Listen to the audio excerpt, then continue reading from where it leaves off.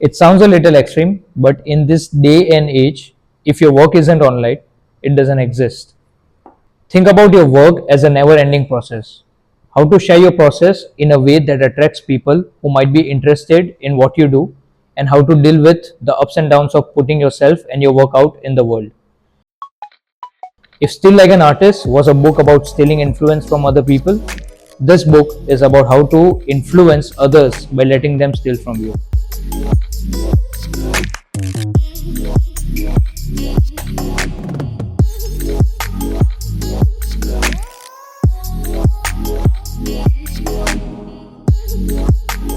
Hey everyone, welcome to the Bookcast. Bookcast is a series of episodes where we do live reading sessions of the juiciest books that we like. And today we are going to talk about Show Your Work, a book that is a sequel to Still Like an Artist. And the book Show Your Work is mainly about two most important things, or three. I guess we've talked about it in the past. We've also talked about Still Like an Artist in the past. So there's an episode where we are talking through Still Like an Artist as a whole, the book. But today we are going to talk Show Your Work, and it's only about chapter number 1 and 2 for today's context. But of course, we'll be going through each and every chapter from this book in a series of episodes, which we'll be doing from now on. So the main idea of Show Your Work is, how do I get my stuff up there? How do I get noticed? And how do I build an audience? And we've talked about this as well. Like, we've talked about distribution in our previous episodes, like one of our previous episodes, and where we related these two questions with distributing your product, service, or business as a whole. But today the context is different. So chapter number 1 and 2, let's dive in. Yep. Before we go to chapter number 1, Neel, there's this thing that I really like when you open the book, and the first thing you see is a full canvas of a quote. And the quote says, or it reads, "For artists, the great problem to solve is how to get oneself noticed," which is fundamentally the whole idea of the book, as I said earlier. And of course, chapter number 1 is, you don't have to be a genius. So we'll start with chapter number 1, and I have a few things. So the way this is structured is that there are a few things that I myself resonate with, and I have highlighted those for this particular session. And of course, the same could be for you. Yep. So there are things that you might have found interesting about a certain chapter, a topic within the chapter, and we are just going to simply read things out from the book, and maybe discuss it. Yep. Yeah. Makes sense. Okay. Yeah. All right. I'll start the first one. Yep. Okay. So you don't have to be a genius. The most juiciest bit that strikes me in this chapter. So there are chapters and there are topics within this 10 chapters. The first topic is find a genius, and I'll just simply read out from page number 11. If you look back closely at the history, many of the people who we think of as lone geniuses were actually part of a whole scene of people who were supporting each other, looking at each other's work, copying from each other, stealing ideas, and contributing ideas. Genius doesn't take away from the achievements of those great individuals. It just acknowledges that good work isn't created in a vacuum, and that creativity is always, in some sense, a collaboration that result the result of a mind connected to other minds. So of course I'm reading it, and there are chances that I will mess up a bit of reading because there are things that are going in my head while I'm reading it. And the reason that I have highlighted this is that uh, I do resonate with the fact that creativity is not a lone genius way of going about doing art. I guess it's more of a collaboration. I get there's this thing from one of the other books that I read, that it takes a village to build a brand. And I guess that's how your artwork, or in general anything you do as well, there are so many people involved in the process which contribute to your work. And yeah, that is what the author is trying to tell us, that don't be fixated about the fact that you have to be a genius. You have to be in a scene with the right-minded people, like right, not like-minded people.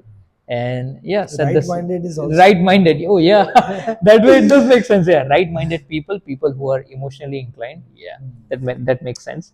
So and yeah, there's one more thing that I've highlighted, is that being a valuable part of a seniors is not necessarily about how smart or talented you are, but about what you have to contribute, the ideas you share, the quality of connections you make, and the conversations you start.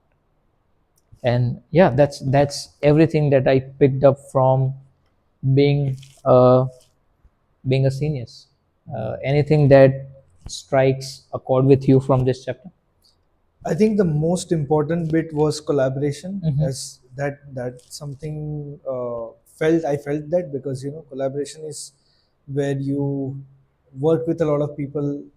This is also one form of collaboration that we Yeah. have done, so that we can produce something which is really useful for people, Mm. and that has always been the case. But right now, I think relevance wise, it makes the most sense. Yeah. So Yeah. collaboration bit for sure. Mm. And also I've highlighted the very first quote Mm. on the chapter, which Yeah. says, give what you have to someone, it may be better than you dare to think. Yeah.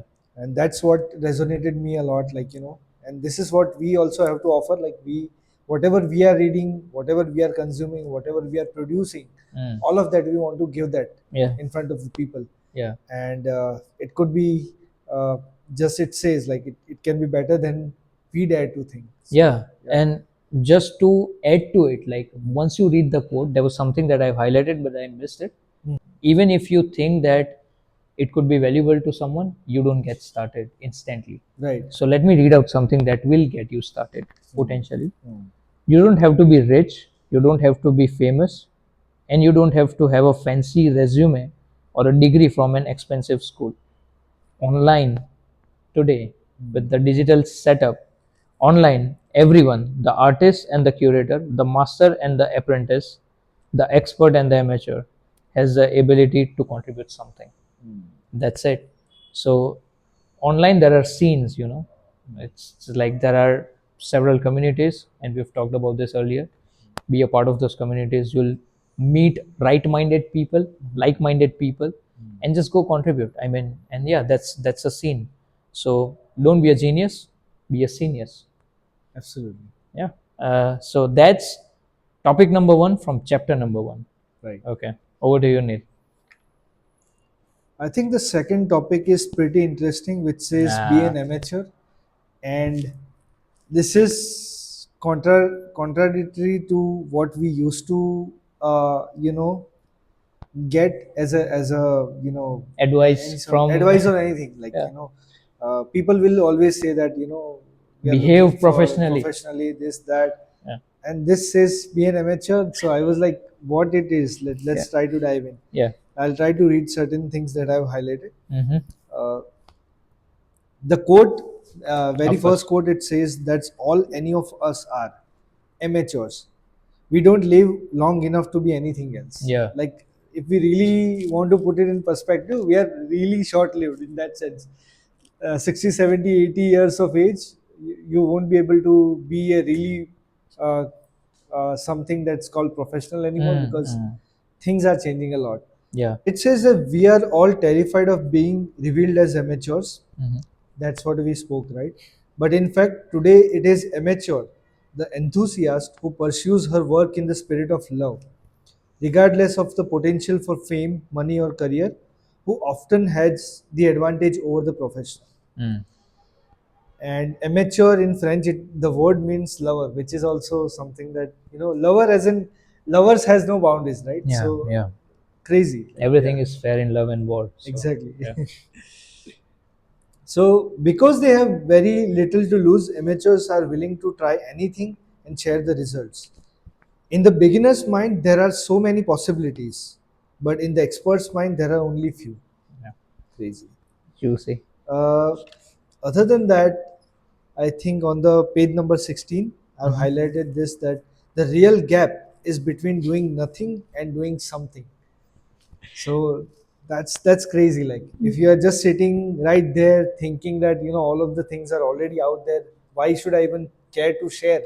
Then that is for this one is for you. Like the real gap is between doing nothing and doing something. Yeah. Even if you just do something, you are basically going into the spectrum of you know uh, starting out, and Yeah. then you can really be good on Mm. that spectrum. Yeah. But if you're doing nothing, then the gap is high Yeah. in that sense. Amateurs might lack formal training, but they are all lifelong learners. And they make a point of learning in the open so others can also learn from their failures and success. This.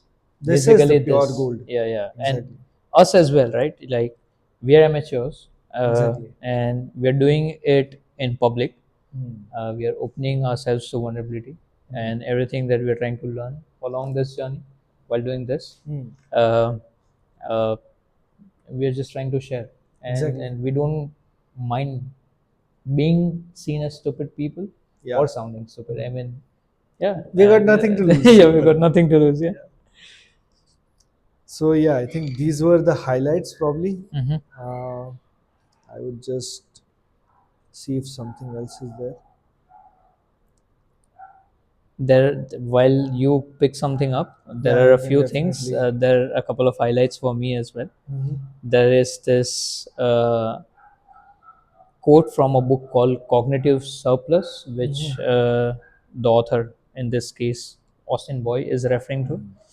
The stupidest possible creative act is still a creative act, Mm. writes Clay Shirky in his book Cognitive Surplus. On the spectrum of creative work, the difference between mediocre and good is vast. Mm. Mediocrity is, however, still on Still yes. spectrum. You can move from mediocre to good in increments. Mm. However, the gap which you said between doing nothing and doing something is that's the real That's the gap. real gap. Yeah, and yeah, and this is something really Oh juicy as well. yes. Yeah. Page number 18. The world is changing at such a rapid rate that it's turning all of us into amateurs. Even for professionals, the best way to flourish is to retain an amateur spirit and embrace uncertainty and the unknown. Crazy. Like this hits hard. Yeah, this does hits hard. And I for a long time I've heard this, like, to behave professionally, and it really comes with a lot of difficulty to me. And Mm. when I read this, Mm. like, I haven't read the complete book, I mean, not even as much as you've written. Mm. And this is just the second or the third thing I read. I Mm. was like, fuck it. Now there is no more listening to that hypothetical bullshit, because it's taught, like, Mm. and everything that can be taught comes from a place of agenda, an Mm. agenda of Mm. someone, right? So Mm. I guess it's not that completely. And this is something that Seth Godin says in Lynchpin as well, Mhm. that for a long, long period of time, societies have been, uh, you know, they are the core to our existence. It's because of our bias towards being in a social setting that we are still alive, or else we as species would have been Mm. extinct as well. Mm. But after a point with capitalism, I guess, societies are well governed, Mm. narratives are designed to keep uh, a segment of us Mm. chasing materialistic goals rather Mm. than doing the type of work we should be doing. And if and these are the people who preach professionalism as well, Mm. that Makes professionals sense. have to behave in a certain way. Mm. Imagine if they teach creativity and art as a subject, and if Mm. that was glorified, man, Mm. it would have been a different world. Who would have been doing all this like mediocre stuff Yes, anymore exactly. then? Like podcast, I mean, no one told that it's important. Mm. I guess there was something that me and Janki were watching, and there's a course, either it was Y Combinator or there's a course at Harvard, where there is this particular module. So some professor who teaches power. Oh, a yes. module on power. So there's a course on power and the virtue of power, and he was in Lenny's podcast, Oh, and he was invited, and he was talking about the fact that one of the assignments he gives to his people taking, like students taking his class, is to go and record a podcast oh, okay. with any random dude Right. or any random personality. Mm. So yeah, I mean, this is a very small segment where such things are encouraged. Absolutely. Yeah, damn, that was something else. But yeah, And this is what the book can do to you. exactly. And Yeah. it just makes us free, right? Hmm. Like it gave the sense like, you don't have to comply all the time. Yeah, Like yeah, it just gives us a lot more freedom. So yeah, great way to yeah. do that. Hmm. And it says share what you love, and the people who love the same things will find you. Yeah, Simple. that's it. So keep sharing. Uh, let's move on to the next one. Right. Hmm. Topic number 3 of the chapter number 1 is you can't find your voice if you don't use it. Hmm. And this is where the hook comes from as well. Page number 23.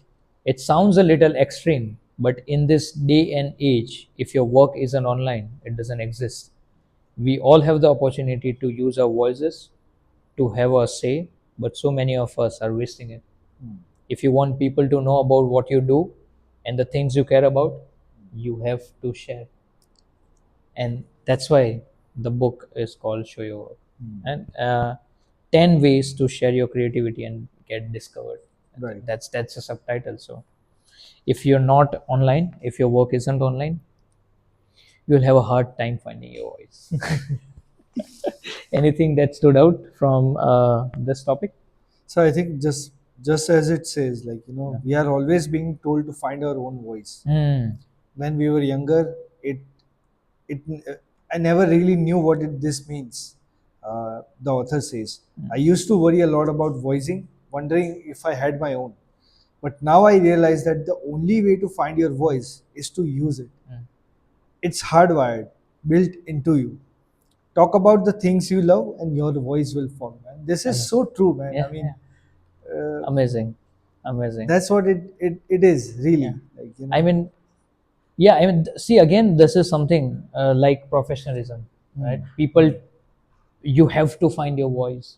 No, fuck it. You don't have to. You don't necessarily have to find your voice. It's Exactly. just about thinking in days Hmm. rather than years and months. Hmm. You just do something worthwhile every day, and you just keep on reflecting back on what you're doing, and I guess you'll Yeah, find it. yeah, Yeah, absolutely. yeah. Uh, Very short, but very very amazing, amazing. Yeah. juicy.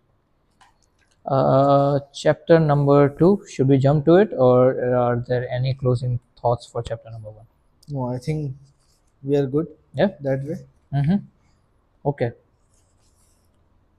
Chapter number 2 is think process and not product. I hope this is visible. But yeah. Hmm. Uh, let's dive in. The first topic under chapter number 2 is take people behind the scenes, and I guess we have talked about this as well. I don't know A lot what, of times. yeah, a lot of times, like the process is more important than the product itself, and this is where we stole it from. Take people behind the scenes. I'm just reading stuff out from page number 33. There's painting, the noun, and there's painting, the verb. As in all kinds of work, there is a distinction between the painter's process and the product of her process, right? To all viewers but yourself, what matters is the product, the finished artwork. To you and you alone, what matters is the process, the experience of shaping the artwork. Today, by taking advantage of the internet and social media, an artist can share whatever she wants, whenever she wants, at almost no cost. She can decide exactly how much or how little of her work and herself she will share, and she can be open about her process as she wants to.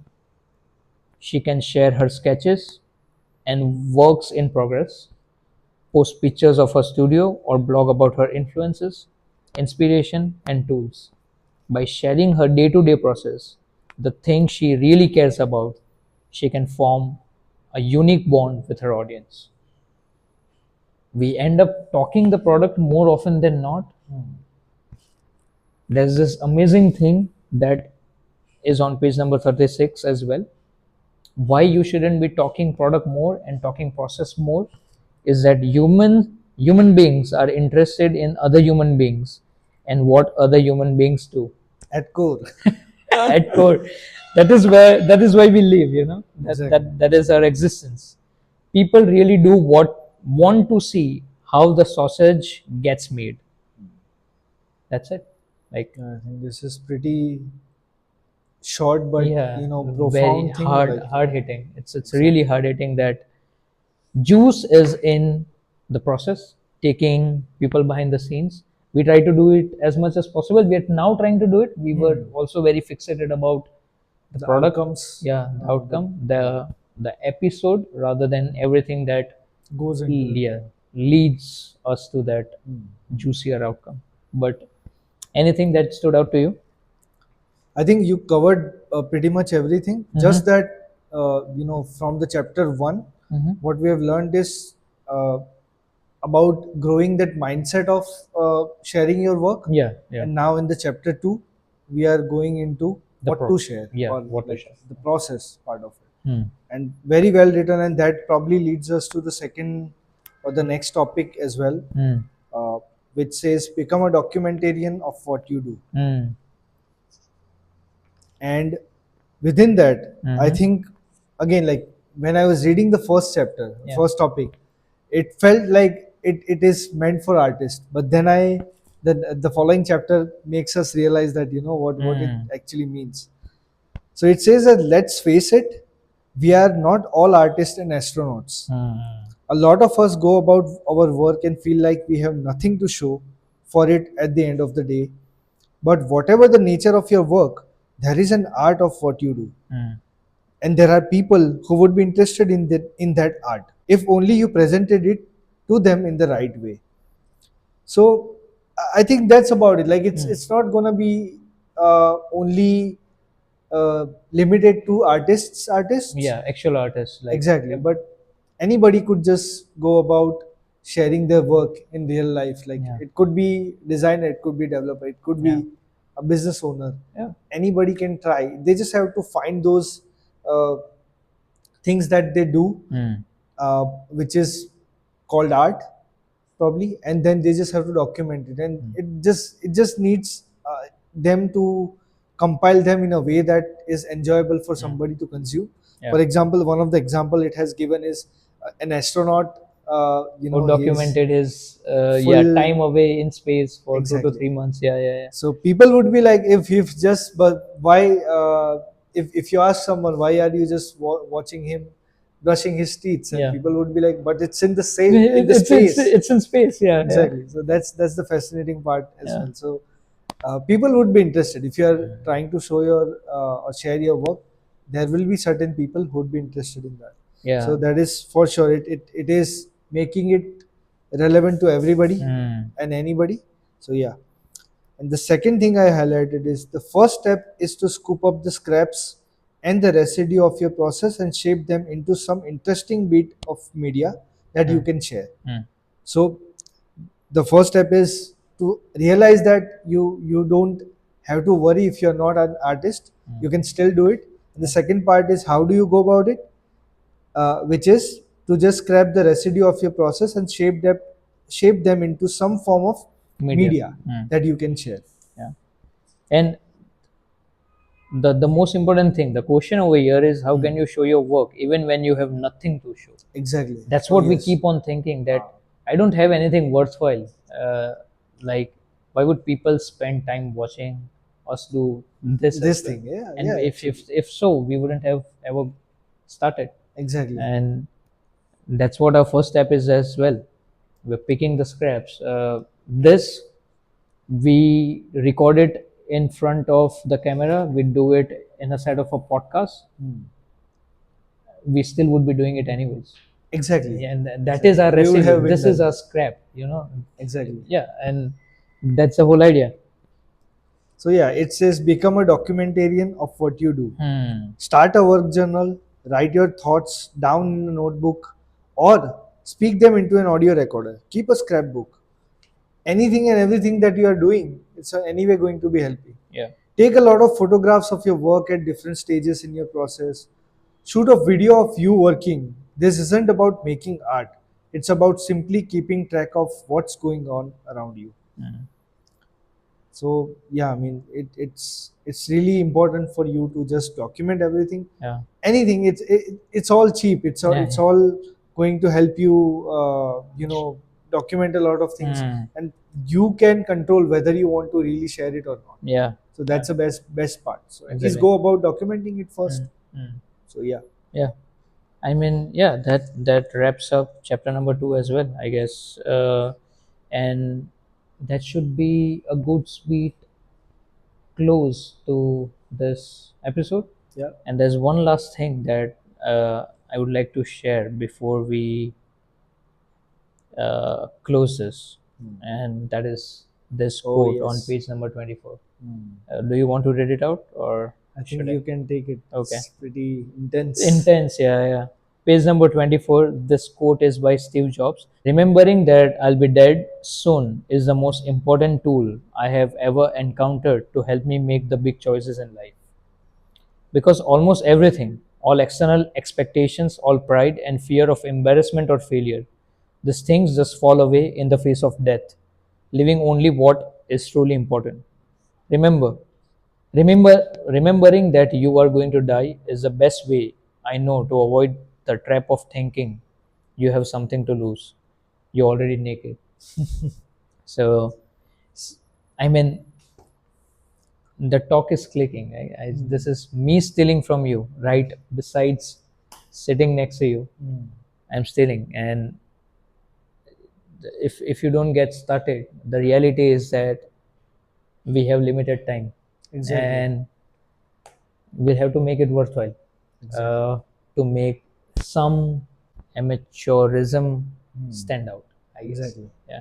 So key takeaway for me was exactly that, like Hmm. the way you ended and the way you have started. Both things are like, one is that you don't have a lot of time, Yeah. and the second thing is if your work is not online, It's in existence. it's in existence. Yeah. So Yeah. I think pretty straightforward takeaway, and everything in between is very much relevant. Yeah. So you should be thinking about how you can present your work online. Hmm. That is the main action points I Yeah. would say Yeah. Yeah. Yeah. that someone can take away from this. Yeah, I guess that's all from Show Your Work. Chapter number 1 and 2 will be back soon talking about Show Your Work and covering chapter number 3, 4, 5 maybe at a go.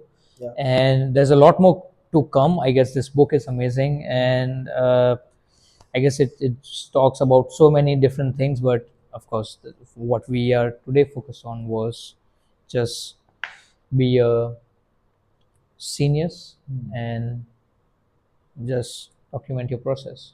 That's it. Makes And sense. all right, folks, that's all from our end. We will see you soon with more stuff from Show Your Work. Have a good time. Cheers. Cheers.